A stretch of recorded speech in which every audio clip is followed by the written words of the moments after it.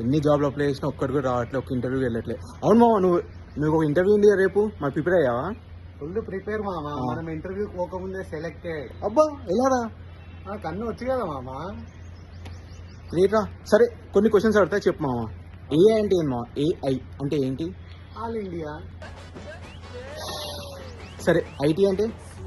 IT అంటే అది కొత్తగా వచ్చిన టీ బ్రాండ్ కదా మామ.